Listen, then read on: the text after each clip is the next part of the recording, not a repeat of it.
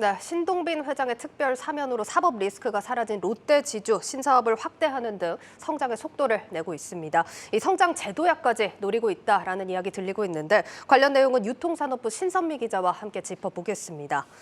신 기자, 롯데지주 주가가 최근에 보면 좀 상승세를 타고 있습니다. 이게 제도약에 대한 기대감이 주가에 선반영됐다 이렇게 해석을 해도 될까요? 네, 우선 말씀하신 주가를 좀 봐야 될 것 같은데요. 네. 그룹 지주사인 롯데지주 주가가 연초 대비 30%가량 상승을 했습니다. 네. 그런데 이제 코스피는 연초 대비 한 20%가량 하락을 했거든요. 이걸 감안하면 상당한 상승폭이라고 할 수 있겠습니다. 예. 우선 실적 개선 기대감이 큽니다.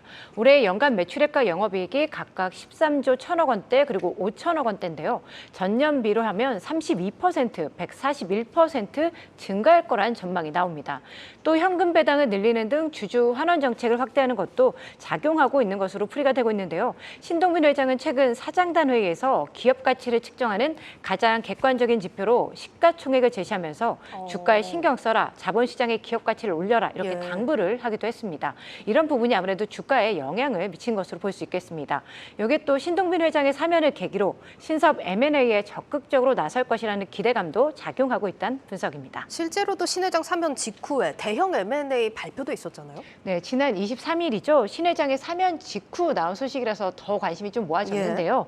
롯데케미칼이 전기차, 배터리 필수 소재 중 하나인 이 동박을 생산하는 일진 머티리얼즈 인수에 나서기로 한 겁니다. 인수 추정가만 3조 원인데요. 롯데케미칼은 일진 머티리얼즈를 인수해서 배터리 소재 사업을 본 궤도에 올려놓는다. 이런 전략을 갖고 있습니다.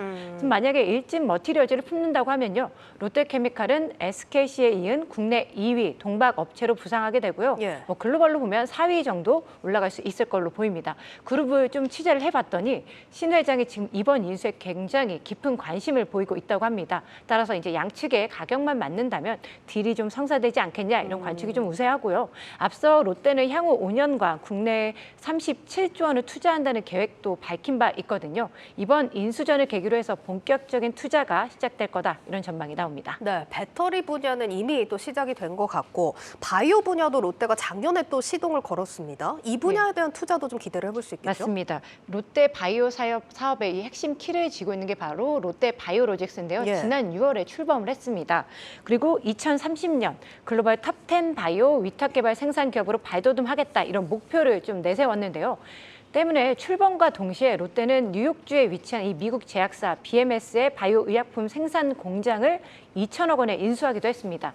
이와 함께 또 롯데는 1조 원 규모의 국내 공장 건립도 추진을 하고 있는데요. 네. 현재 충북 오송 그리고 인천 송도 국제도시가 이 대형 공장 입지로 유력하게 검토가 되고 있습니다. 신 회장이 사면된 만큼 아무래도 투자에 속도를 내겠죠. 그렇다 보니까 국내 신규 공장 설립을 위한 이 입지 선정도 좀 빨라지지 않겠냐 이런 전망이 나오고 있습니다. 알겠습니다.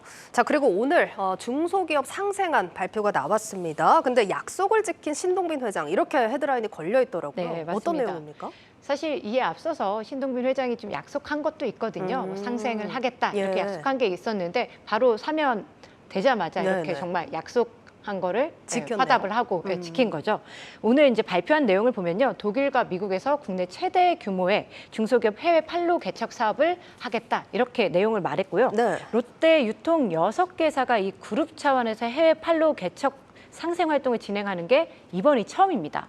지난 5월 신 회장이 그 대한민국 중소기업인 대회에서 중소기업들과 협업 방안 마련하겠다, 적극적으로 마련하겠다 이렇게 밝힌 후 진행되는 첫 번째 그룹 차원 상생 활동이고요. 아무래도 이제 사면이 됐다 보니까 이렇게 중소기업 상생으로 화답한 게 아니냐 이런 해석들이 나오고 있습니다. 네, 정말 속도를 많이 내고 있는 모습인데 끝으로 해외 사업도 한번 살펴보도록 하겠습니다. 롯데그룹이 사실 중국 사업 철수를 하면서 좀 고전을 겪었잖아요. 어떻습니까? 사실 2017년 뭐 중국 사드 보복 문제 때문에 예. 롯데가 영업하기가 굉장히 어려웠습니다. 네. 그렇다 보니까 사업을 계속 축소해 왔거든요. 그런데 최근에는 마지막 남은 이 백화점 지분마저 매각하겠다 이렇게 결정을 했습니다. 네. 뭐 이로써 당연히 중국 사업은 완전히 이제 접게 되는 건데요. 예. 대신 이제 롯데는 중국을 대신할 해외 戦略공략 국가가 필요했는데 이걸 베트남으로 정한 겁니다.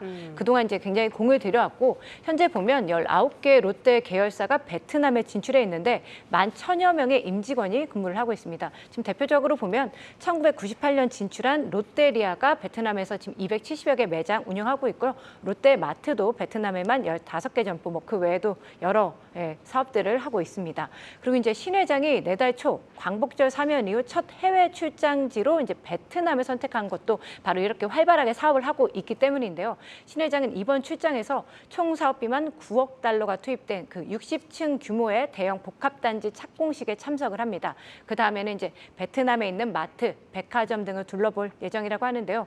당분간 롯데 해외 사업은 한국, 일본에 이은 롯데의 제3국 이렇게 불리는 베트남 공략을 더 강화하는 쪽으로 전개될 것으로 예상이 됩니다. 네, 잘 들었습니다. 유통산업부 신선미 기자였습니다.